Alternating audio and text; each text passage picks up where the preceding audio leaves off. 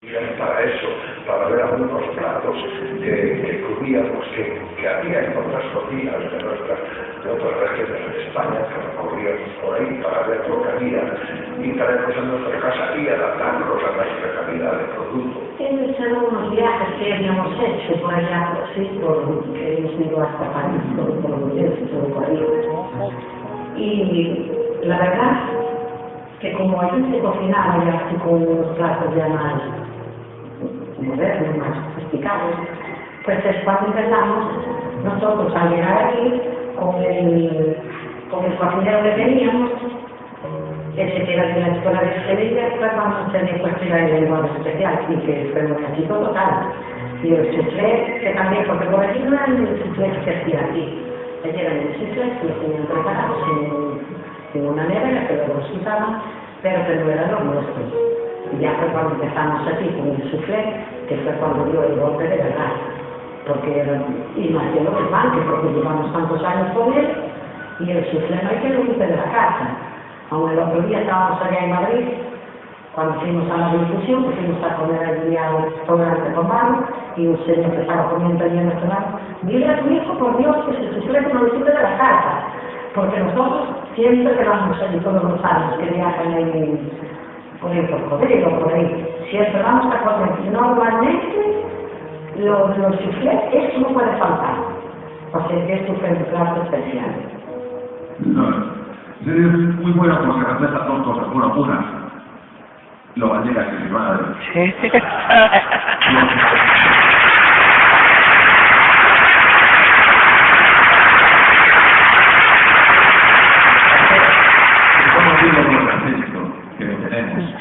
Sino porque va a Francia, ven el soufflé y luego viene aquí y dice, lo copiamos y dice, pero de ellos nos lo van a poner de ellos.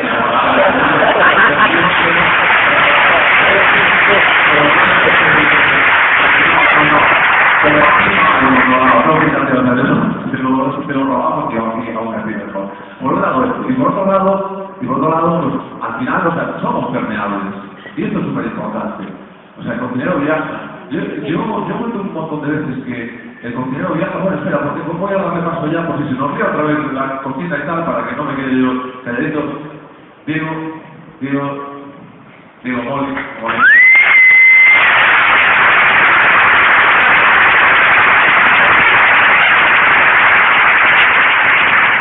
Vamos a hablar sobre los viajes y las influencias, ¿no? Lo que mis padres contaban, ¿no? Cuando un viaje se va a Francia y de pronto se trae para aquí dos platos emblemáticos, ¿no? Emblemáticos en nuestra cocina, que era, ella dijo antes, un lenguaje Menier, que se hacía unos rollitos, unas copietas, con una salsa de limón, una salsa de Menier, y el soufflé, que no tenía ni idea de poder.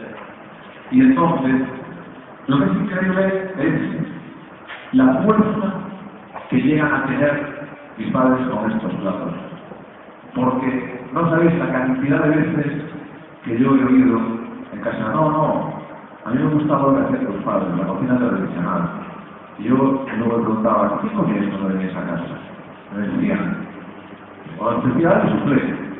Pero pues el tradicional no tiene nada. O sea, esto es un lenguaje que se han traído una salsa de miel y un soufflé que no tiene azúcar nada tradicional. ¿Cuál es la magia? Que llegan a tener tanta fuerza que la gente lo relaciona como tradicional. Es cierto que a veces es complicado establecer qué es tradicional y qué es, digamos, o sea, ¿en dónde está este límite, no? Bueno, yo os estoy despistando lo que está haciendo Diego es, bueno, de tomar un juré, luego no cuentas seguro más, no voy a seguir hablando de eso. Entonces es muy complicado, ¿no? Y mis padres traspasan esta manera.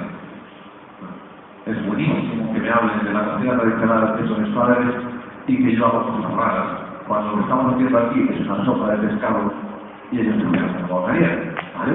Pero esto no es que estemos equivocados, esto es la fuerza que llegaron a tener ellos en sus años de producción. Aquí lo que vamos a hacer es, vamos a hacer una primera chao cuando hace un par de años estuve en China, me encontré una cocina muy próxima a la nuestra en muchas cosas, aunque no nos lo parezca, ¿no? Son muy guisaderos, igual que aquí, usan mucho cerdo, usan mucho pollo, y hacen muchas sopas. Igual que aquí, nosotros somos también de sopas y de caldos y tal.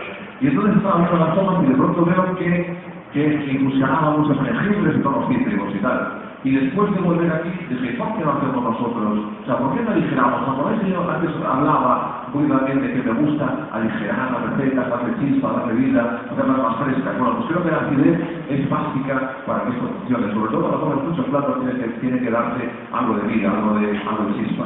Y entonces ahí es donde se da el jugo con la acidez. Entonces lo que hemos hecho ha sido una sopa tradicional, ¿la tenemos ya escuchando? Sí, vale, te lo cuento, es decir, aquí, o sea, hemos hecho una sopa con las veces, ¿no? ¿Pero ya tienes la sopa dentro? No, vale.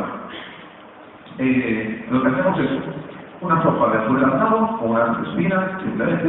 A veces las cosas más sencillitas son las más mágicas, ¿no? Vuelvo recalcando, porque es gusto, vale, o sea, es pesado, pero es gusto, es sabor, es intensidad, es calidad. Luego, algo que de pronto es transparente, eso una cosa, que de pronto es transparente, ¿vale? Y de pronto sabe a poner asado. O sea, esto sí que es magia de verdad, esto sí que es sabor y gusto y cocina, ¿no? Entonces lo que hacemos es tostarlos al horno con 2 verduras, remojar con agua y esta agua se convierte en caldo maravilloso, ¿vale? Luego aquí lo que hacemos con toda la carne, usamos un poquito una salsa que hacemos con ají. Posiblemente sea una influencia de cuando viajé a Sudamérica y se me quedó el poquito de los picantes, aunque en China también es muy habitual, ¿no? ¿Tenemos? Sí. ¿Puedo funciona? Vale. Aquí tenemos jengibre, piel de lima, piel de limón y citronela. Vale, y ahora servimos la sopa aquí y lo que hacemos es que se infusiona con los cítricos, coge el gusto cítrico y se aligera, una sopa clásica de pescado. Vale. Luego tenemos el jurelito, que hemos marinado con un poquito de sal y con el ají.